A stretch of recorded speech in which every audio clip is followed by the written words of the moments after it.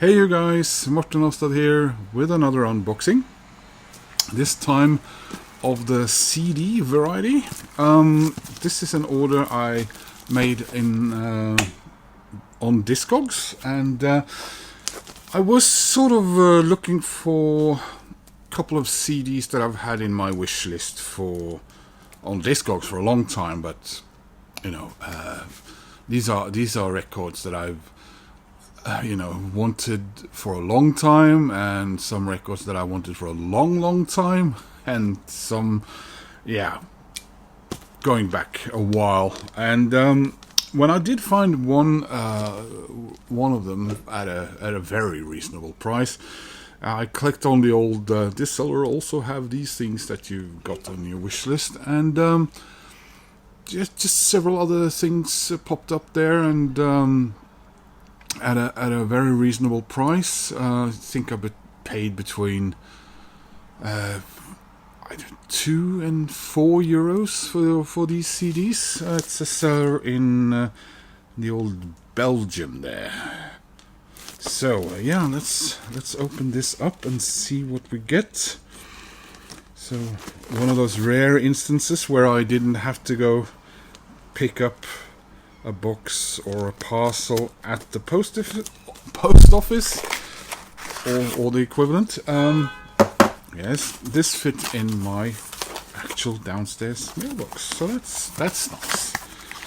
So we have some CDs, and packaging is apparently very good because he's stuffed it with blank covers in order to sort of keep it all firm in there, so that's very nice. So let's see what I ordered, just to sort of go through and yes, alright. A couple of stickers on some of these that I might not be able to, because the stickers are on the ones that doesn't have jewel cases. Oh well, like I said, didn't pay much for these.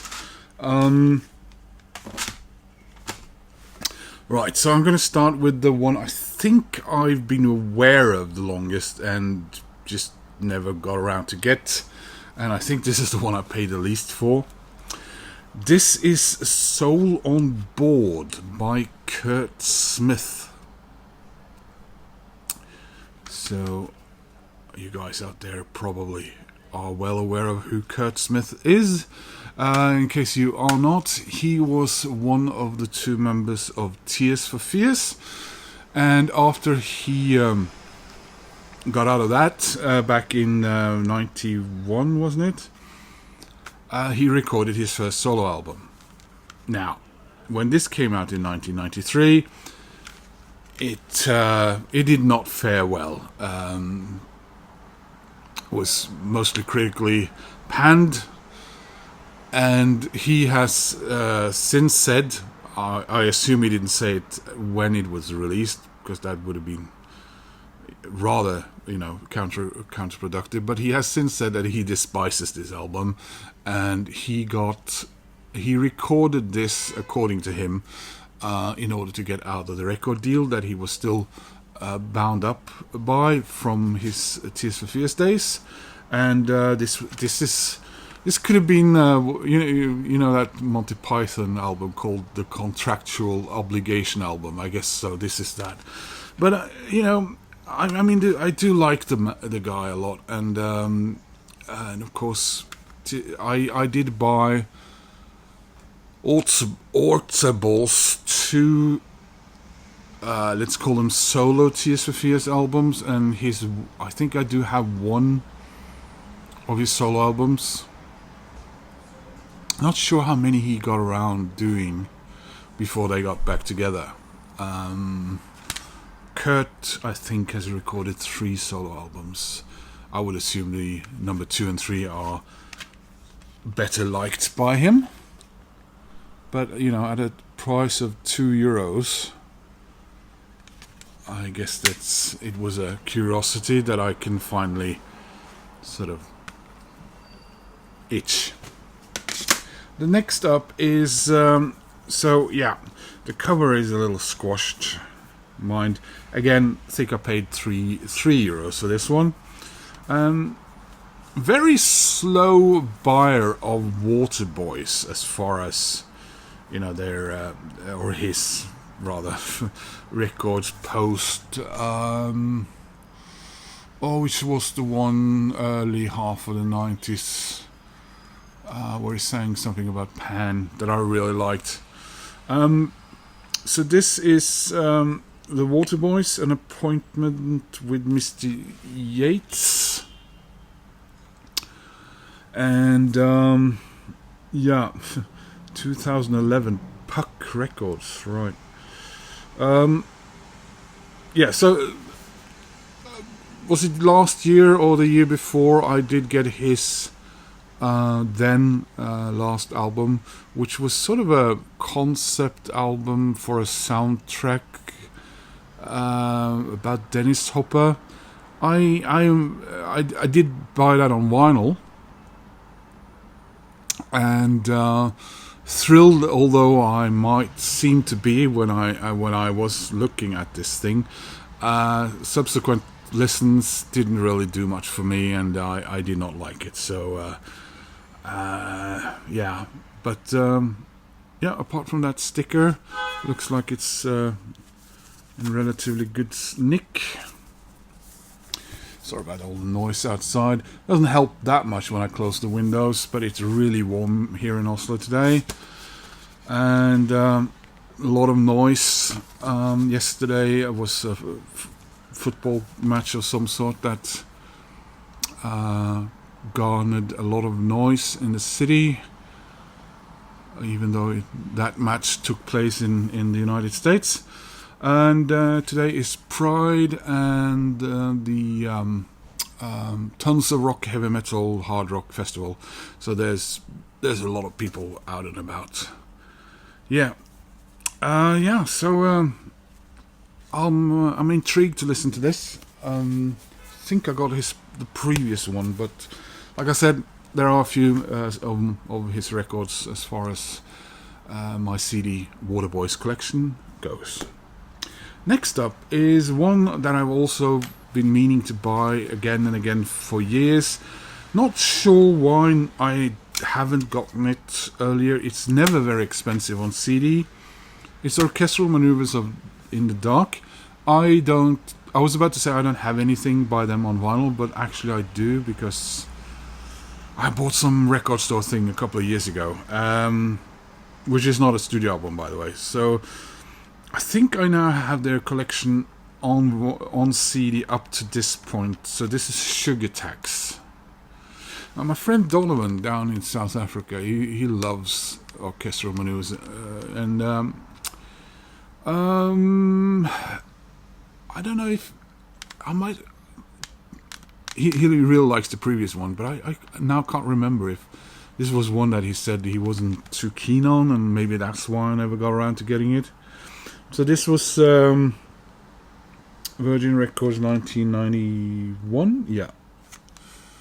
So I do know the first track here, Sailing on the Seven Seas, a lot. It's on one of my playlists. So this seller seemed... I was about to say this seller seems to put stickers on everything, but no, this sticker comes from someone else, I think. Anyway, the teeth in there are squashed like we often see on CDs from this day and age. Now the next two I'm very excited about, because I have to include something Welsh. But anyway, this is why I made the search that I was making. This is Catatonia. It's simply called Catatonia 1993-1994. So this came out in 1999. So 2 years before their final album, and it is a compilation of 2 EPs released before their first studio album. And so this is from the EP for Tinkerbell, which came out in 93, and the which was almost a mini album actually, and the EP Hooked, which came out in 1994. It contains the tracks For Tinkerbell, New Mercurial Heights, Dimbran, Sweet Catatonia, Gyda Gwen, New Mercurial Heights, again that's a Welsh mix, and then it's got Hooked, Fall Beside Her, and the what is it? Diffrychwelyd, Snail Ambition. And I loved Catatonia so much, and I just wish that their stuff were more readily available on vinyl. Their second and third album seems to be available quite often, but I'm sort of reluctant sometimes to buy the ones that are available, so I'm sort of trying to hunt down their debut album on vinyl first, and then their fourth and last album, because that one also seems to be hard to get, and I'll get the other two when and if I get those. By that time they'll probably be impossible to get, but yeah. So the cover is a little bit, those tabs, it's been stuck outside on them, and the lid has been closed. It's the typical CD conundrum. The beautiful Cerys Matthews. God, I was in love with her. She was just Welsh and sexy. There we are. So, right. So yeah, very happy to finally have this. And the final one, if you followed my channel for a while, you also know that I'm a very big fan of Badly Drawn Boy. I do have various stuff from him, both on CD and vinyl. This one I've never had on either. Cover I wish would have been a little nicer, because there's some sticker residue here. There's a big sticker on top of it.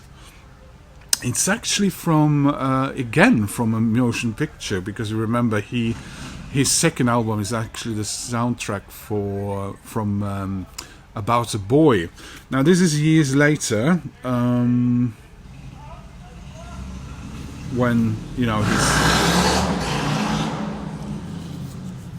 oh god, I hate living here. When he's his star had fallen somewhat, and what is this? Can't you write what year it is anywhere?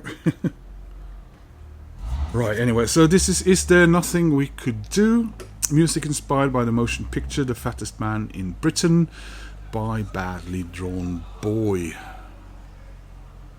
So yeah, as you can see, it's a bit, there you got some residue, and yeah, a little bit. But again, I think I paid €2.50 for this. This is not what I paid for it. So yeah, so that was a bit of a CD video from Morten. If you have any comments about these records, please do leave those. I do love my comments coming in. And if you want to click like, that helps my channel. If you want to subscribe, that makes me happy. And I hope that you are having a great summer and all that stuff.